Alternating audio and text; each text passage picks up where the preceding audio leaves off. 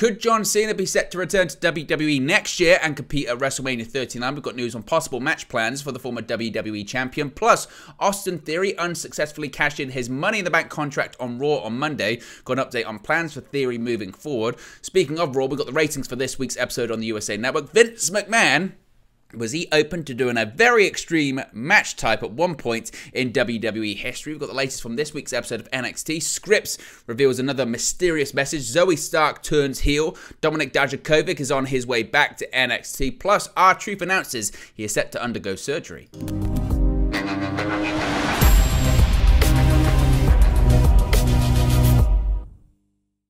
Hey guys, welcome back to Wrestling News 365. Hope everyone is doing very well. As always, there are plenty of news stories to get into in the world of WWE. So let's start off talking about an icon of professional wrestling, an icon of WWE, the 16-time WWE World Heavyweight Champion John Cena. He has not wrestled in 2022, the first time that has happened since he made his debut back in 2002, celebrating 20 years with the WWE. But we may have an update on when Cena is next expected to wrestle for the company. And as expected, it's at the grandest daddy of them all, the grandest stage of them all, the granddaddy of them, whatever you want to call it. Cena could be coming back at WrestleMania 39 next year. There has been a major update on the status of John Cena for next year's WrestleMania 39 event in Los Angeles, California.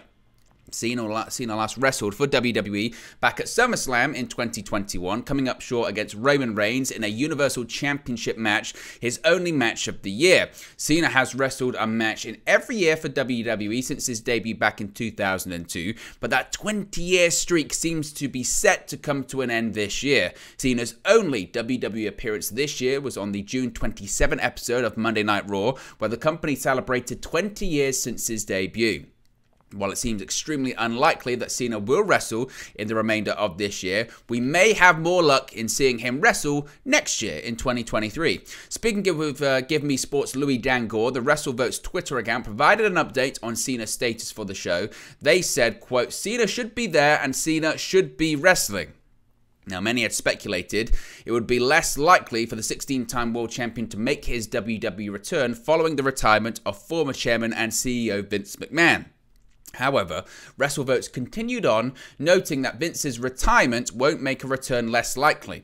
They said, quote, "I know he touches base every so often, and although Vince is out of the picture, Cena still has love for this place. John Cena and Triple H have respect for each other." Finally, WrestleVotes noted that if Cena is trying to be the next Rock, then he should appear on WrestleMania in Hollywood, before once again noting they think he will be there. They added, "WrestleMania is still WrestleMania, and it's in Los Angeles. If Cena is legitimately trying to be the next Rock, you should perform at WrestleMania in Hollywood, and I think he'll be there, and I think he'll be wrestling. I'll leave it at that."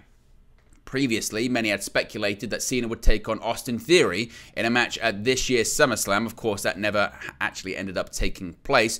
But certainly, many are speculating, and WrestleVote certainly thinks that Cena will be wrestling on the grandest stage of them all next year. Cena wrestling in WrestleMania in Hollywood, because it's Hollywood, I don't really think that's got anything to do with it. I think, you know, The Rock wrestling next year, that's got a lot to do with it. WrestleMania in Hollywood, or The Rock is Hollywood. One of his most famous characters was the heel Hollywood Rock in 2003. So I think the Hollywood aspect of that has more to do with The Rock, and the storylines seemingly are in place for The Rock versus Roman Reigns in Hollywood next year. Cena wrestling at the event is because it's WrestleMania. And I know in recent years we haven't seen John Cena wrestle at WrestleMania. We didn't see him wrestle at WrestleMania 37. We didn't see him at WrestleMania 38 this year. But there's always a feeling, certainly, and a thought process that Cena will come back for the biggest show of the year, especially now that WrestleMania is going to be, I mean, possibly record-breaking. SoFi Stadium can hold, was it 100,000 people possibly each night, you know, for WrestleMania. So that's a big event. SoFi Stadium is one of, if not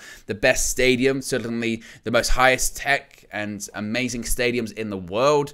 And it's a long time coming. Of course, they were meant to be at SoFi Stadium this year, and it didn't happen. So or last year, whatever it was, because of the pandemic, plans changed. So I expect Cena to be at the show. As to who he would be facing, I mean, your guess is as good as mine. He's done the match against Roman Reigns, so I don't think they'll go back to that one.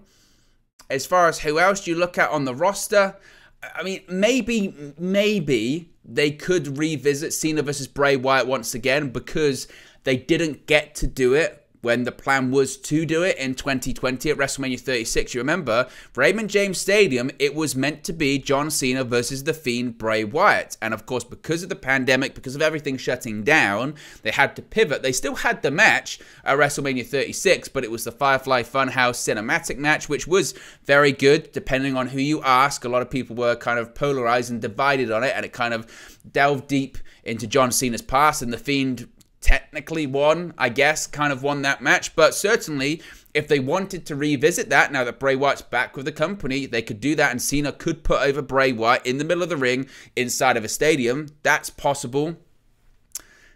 You know, you could maybe say someone like a Drew McIntyre, Cena versus Brock Lesnar. Again, it's been done, so I don't know necessarily if you'd want to see that. There's possibilities. The Austin Theory one, I think Austin Theory wants that, but the way that Austin Theory is being booked at the moment, he is nowhere near credible enough, in my opinion, to be facing John Cena at WrestleMania. I know a lot can change between now and April, but a lot would have to change very, very quickly. So we kind of still don't really know. I mean, it could be a returning legend. There had been rumors that Stone Cold Steve Austin would be open to wrestling another match, considering the success of his WrestleMania 38 bout against Kevin Owens. And my only issue with his WrestleMania 38 match against Kevin Owens is that it wasn't promoted further. I think if they could come to an agreement around this time of the year, November, December, you've then got 4 months to promote it properly, and you can have a big match. Two of the faces of their generations, the face of the Attitude Era and the face of the Ruthless Aggression PG era, that being John Cena. I mean, what a generational match that is. I don't know how good it would be. You're talking about a guy in his 50s versus a guy in his 40s, and we've seen how they have gone at some of these Saudi shows recently, so maybe you want to stay clear of that. I don't know. Maybe it could be John Cena versus CM Punk. I mean, CM Punk's still technically under contract to AEW, and he's still out of action with a torn triceps. I don't even think he'd be ready come WrestleMania next year, but Cena and Punk have had a legendary rivalry, one of John Cena's greatest opponents, arguably CM Punk's greatest opponent in WWE history, certainly. So I guess there is options. You can let me know your thoughts in the comment section below. Speaking of Austin Theory, of course, still a lot of people are talking about the failed cash-in attempt of the former United States champion on Raw on Monday. And again, very polarizing, certainly the reaction to not only the failed cash-in, but the cash-in for the United States Championship, especially when there was an open challenge for the championship anyway on the show. But there is a new update on Triple H's reported plans for Austin Theory following the Money in the Bank controversy on Monday Night Raw. If you're not familiar, on Monday's edition of Raw, Austin Theory cashed in his Money in the Bank briefcase for a shot at Seth Rollins' United States Championship following an attack from Bobby Lashley. However, Lashley got involved and cost Theory his chance to win before Rollins hit a curb stomp to retain the title. This had led many fans to wonder, indeed, what is next for Theory following his crushing defeat, and the overall feeling is that Triple H has given up on the upstart. Now, Ringside News, which again is a very, very news source, so take it with a pinch of salt. And when I say a pinch, about that big worth of salt. But they're reporting that the feeling from those within WWE is that Austin Theory is better off with Triple H in charge than he was with Vince McMahon. The report notes, "We were assured by a writer with first-hand knowledge of the situation that Theory is better off today than he has been since Vince McMahon retired. Last night's episode of Raw might have appeared as a device to write Austin Theory out of any storyline, but that is not the case. Producers backstage feel Theory is finally getting in position to succeed and is now in a feud with Raw's top babyface in Seth Rollins, as well as Bobby Lashley in the mix as well." The report reads, "Austin Theory is no longer Mr. Money in the Bank, but he was also in a difficult position with that briefcase, especially with Roman Reigns reigning supreme over the entire company. Now WWE can place Theory in a position where he needs to be." So, I guess if you believe this, the good news is that WWE does still have plans to use Austin Theory moving forward, despite how the failed cash-in made him look. Theory is a former United States champion and suffered a loss at the hands of Seth Rollins the week prior on the October 31st edition of Monday Night Raw as well. The former Mr. Money in the Bank lost the title to Bobby Lashley back at the Money in the Bank event in July. However, Lashley then lost the gold to Seth Rollins on the October 10 edition of Raw, and the very same event that Theory lost the championship to Lashley, he of course won the Money in the Bank briefcase. I don't buy it, to be honest with you. Even if that report is accurate and that report is true, that they've spoken to a writer with first-hand knowledge of the situation, that sounds to me like WWE spin, saying that it was something we would hear in the Vince McMahon era, when you would have a very questionable or baffling booking decision. You would hear these reports from the writers or from those close to WWE, or you can hear it on Bruce Pritchard's podcast when you go back into, the Attitude Era or the early days of the Ruthless Aggression Era, or even the Golden Generation Era, of these bizarre booking decisions, and Bruce Pritchard would try and justify them using that kind of logic. Go, no, this was about setting this person up where they needed to be, and we did this to move them over here, and this was actually going to benefit them. But the problem is, historically, in the long term, it never really benefited them. I don't care how you can try and spin it. I don't think that what happened on Raw was to the benefit of Austin Theory. You could argue that the Money in the Bank briefcase was an albatross, if you will, around the neck of Austin Theory, in the sense of it was weighing him down and he was never going to cash it in successfully because Roman Reigns is the champion. But again, in my opinion, you still had plenty of time to go. And if you wanted to position him in a feud with Seth Rollins, the top babyface, and Bobby Lashley, you could have achieved that several different ways, as opposed to have him cash in on a prone champion and still lose. So whilst the writers can say, oh, it's actually he's positioned way off better now, you cannot tell me he was better off than he was under Vince McMahon. Vince McMahon was going to make this guy a champion. There's no doubt about it. It wasn't just the storyline on screen, it was off of it as well. The guy was pushed to the moon. And he is clearly not better off under Triple H than he is under Vince McMahon, in my opinion anyway. Speaking of Raw, we've got the ratings for this week's episode. And again, Raw struggles with major sports competition. The viewership figure and demo rating for Monday's edition of Raw has been revealed from the USA Network. Per Brandon Thurston of WrestleNomics, Raw drew 1.593 million viewers. This is up from the October 31st edition that drew 1.5 million viewers, so up about 93,000 viewers there. In the 18 to 49 demographic, Monday's show drew a 0.43 rating. This is also up from the week prior that scored a 0.36 rating. Raw finished number 7 on cable in the demo for the night. The show featured, as I mentioned, Austin Theory failing to successfully cash in the Money in the Bank briefcase on United States champion Seth freaking Rollins in the main event. Also, Mia Yim made her return to WWE by aligning with the OC to offset their Rhea Ripley problem with the Judgment Day. I mean, they'll be happy, WWE, because the ratings have gone up, but in terms of the overall picture, it's still not great. They're still getting hammered heavily when it comes to the NFL competition, the major sports competition. Of course, we've got the midterms that were yesterday being voted on, so I assume that a lot of people were tuning into cable news to maybe, come to their final decision, or just to see what the situation was with the upcoming elections too. So maybe that's part of it, but this is the difficult period of time for WWE. It's a time of the year that historically the product's fairly cold. You've got major sports competition, you've got major cable news competition, and as I always say, there are 3 things nowadays that draw on television. That is live sport, that is cable news, and that is pro wrestling. At the moment, it's in that order. So as long as WWE and Raw continue to put out a good product, come the time where the sports season ends, particularly the NFL Monday Night Football season, they'll be fine next year as we head into WrestleMania season. The issue is that the last couple of editions of Raw have been fairly flat, in my opinion. This week's one was better than a couple of weeks prior, but still, they've started to feel a little bit flat again, and it's going to be really interesting next week to see what is the fallout going to be. How is the audience going to react to that failed cash-in? Did that turn the audience on, or did it turn them off? We'll have to wait and see next week. This is a really interesting story because Vince McMahon, if you believe this story from Court Bauer, at one point in 2006 wanted to do an exploding death match in WWE. This is unbelievable. Speaking on the Insiders podcast, former WWE writer Court Bauer took us back to the beginning of the thought process of having an exploding barbed wire death match in WWE. He said, I wanted to do a death match, an exploding death match in WWE. There's a time when let's try and rewatch ECW, let's try different stuff. So I showed Vince an Onita death match, and he said, yeah, let's do it. It wasn't as simple as just getting the nod from McMahon, though, as Bauer explains, and from there they said, okay, get with Kevin Dunn and his team and let's get to work on it. I wasn't the lead writer. I would just suggest to one of the writers in the room. It's a win for me. Vince liked the idea. From there, Bauer explained the process that led to writers to the writers' room saying, So we'll circle back, and the lead writer's job to kind of communicate with Kevin Dunn and his team on whatever that project is. So Alex Greenfield is the head writer of SmackDown at the time. Alex Greenfield was WWE SmackDown's head writer between 2005 and 2007, and things weren't plain sailing for Balor's grand plan during this time, as he says.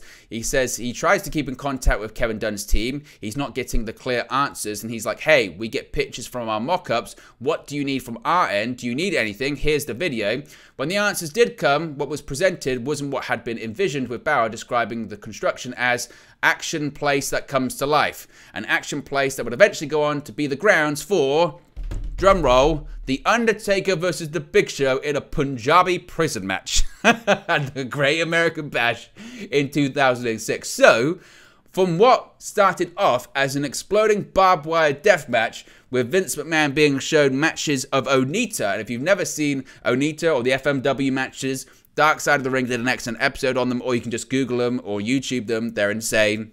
That led to WWE doing the Punjabi prison match and creating the Punjabi prison match.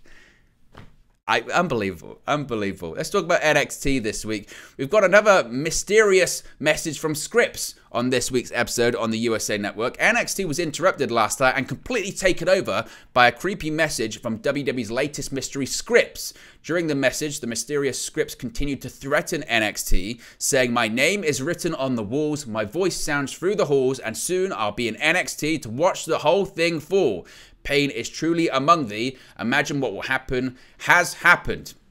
So actually this happened when they took over, because we don't know who it is, took over the NXT Performance Center ahead of Sol Ruka's entrance. Sol Ruka was taking on Elektra Lopez during this segment.